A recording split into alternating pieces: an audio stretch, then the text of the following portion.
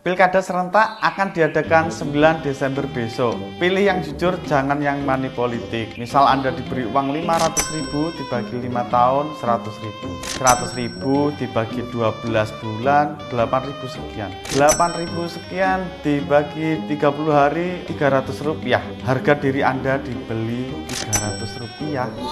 Beli kuota internet aja nggak bisa. Pilih yang jujur dan nggak korupsi. Anda menentukan masa depan daerah karena Anda membayar pajak. Beli baju kena pajak, punya motor bayar pajak, beli kuota ada pajaknya. Jadi jangan cuek. Milih yang ganteng boleh nggak? Ganteng kalau korupsi buat apa? Mending milih aku. Udah ganteng dan sayang sama kamu. Iya kamu. Sarange. Pilih yang jujur agar rakyat hidup makmur. 9 kriteria calon pasangan menurut KPK.